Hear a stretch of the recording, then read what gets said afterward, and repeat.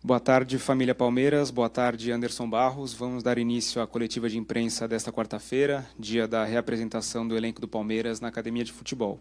E as primeiras perguntas são do Alexandre Silvestre, da TV Gazeta, Diego Iwata, do UOL e Gabriel Iocota, Verdazo.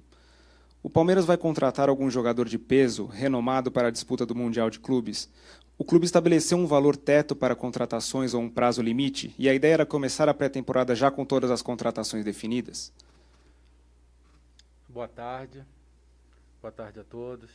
Primeiro, acho que estamos num ambiente controlado, onde todos nós fomos testados no dia de hoje. Acredito que a gente possa deixar a máscara aqui, por enquanto, de lado, para que fique mais fácil o entendimento. Logicamente, todas as equipes pretendem iniciar suas temporadas com seus elencos completos. Mas nós não podemos esquecer que a equipe que começa o trabalho de hoje é a mesma equipe que terminou a temporada passada e que disputou a final da Libertadores contra o Flamengo. Todos os atletas que iniciaram aquela partida estão presentes aqui hoje, logicamente considerando os testes que nós fizemos hoje de controle da Covid-19. Nós não temos um teto, nós temos algo que é maior do que qualquer teto. É uma responsabilidade para com o Palmeiras. Em momento algum, nós faremos contratações ou definiremos contratações sem respeitar a Sociedade Esportiva Palmeiras. A gente entende que essa responsabilidade nos trouxe até aqui. E nós não podemos cometer um erro de fazer algo que fuja a esse processo. Pergunta do Fred Júnior, da Rádio 9 de Julho, e Rodrigo Fragoso, da TNT Esportes. A presidente Leila Pereira disse em sua primeira entrevista coletiva que o perfil de jogadores será de retorno financeiro e esportivo. Isso será mudado em algum momento? E sem falar em nomes específicos ou posições, apenas em números. Quantas contratações precisam ser realizadas para suprir as necessidades da comissão? Existe um planejamento que está sendo executado desde a saída dos atletas na temporada passada e no início dessa temporada. Nós não deixamos em momento algum de considerar esse planejamento. Por exemplo, nós tivemos a saída, a não concretização do empréstimo do atleta Danilo Barbosa. Acontece, nós discutimos com o clube francês através de seu representante e não conseguimos ter essa posição. E hoje temos em andamento a contratação de um outro atleta, do Jailson Cerqueira. Uma oportunidade de mercado que já vem sendo acompanhada pelo Palmeiras há algum tempo, pois é assim que a gente realiza todo o trabalho. Existe um setor hoje de análise de mercado que nos permite acompanhar todos os movimentos no mercado. E quando acontece uma situação como essa, nós estamos prontos. Logicamente que a gente ainda busca algumas peças para completar esse processo.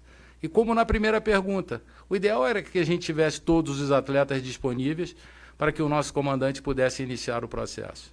Mas nós não deixamos nenhum momento de seguir aquilo que nós acreditamos, que foi o planejamento. Então, nós vamos buscar ainda algumas peças para fortalecer a nossa equipe, mas sem fugir, sem abrir mão daquilo que a gente acredita, que é o planejamento, que é a execução desse planejamento.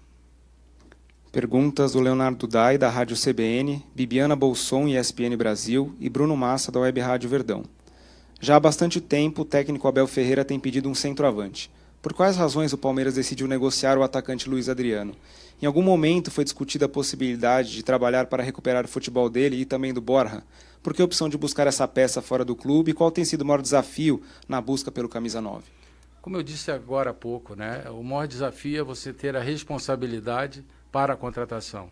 Nos foi dada a condição para contratar, nós temos essa possibilidade, nós temos como entender o mercado, mas nós não podemos errar no sentido de fazer com que o Palmeiras sofra com uma contratação que não deu o resultado esperado. Então nós não vamos fazer isso, não vamos fazer dessa forma.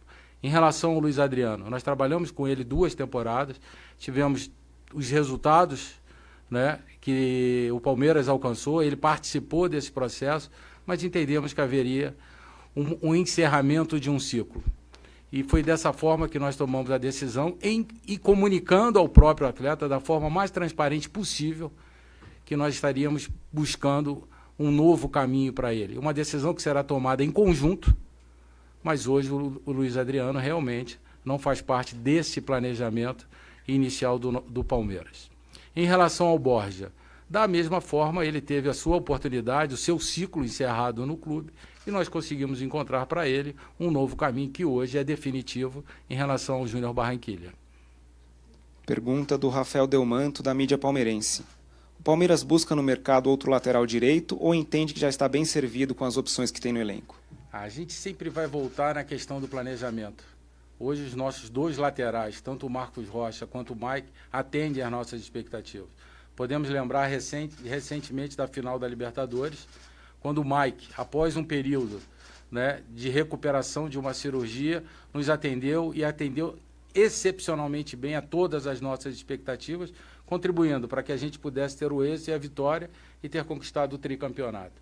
E o Marcos Rocha foi fundamental, quase que 11 partidas, se eu não me engano, da própria Libertadores. Então a gente entende que nesse momento a gente está muito bem servido na lateral direita. Pergunta do Vinícius Bueno, da Rádio Bandeirantes, e Pedro Nascimento, da Gazeta Esportiva. Como está a situação dos atletas em reta final de contrato, como, por exemplo, o atacante Daverson e o meio-campista Gustavo Scarpa?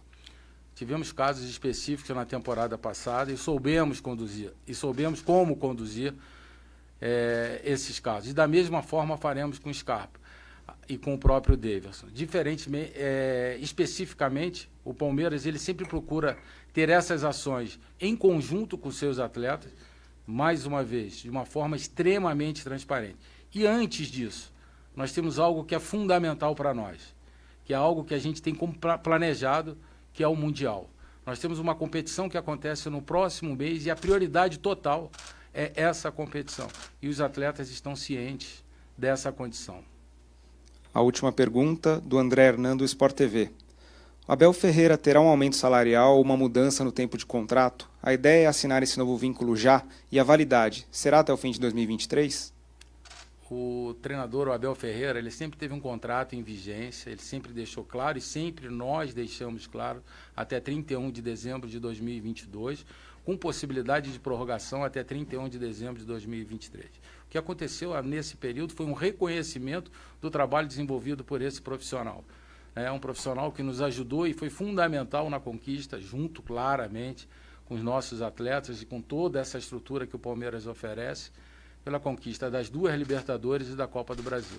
Então, hoje, o profissional Abel Ferreira teve um reconhecimento do Palmeiras e o contrato dele segue em vigência como definido inicialmente. Muito obrigado, Anderson Barros. Uma boa tarde. Boa tarde a todos. Sou eu que agradeço pela oportunidade.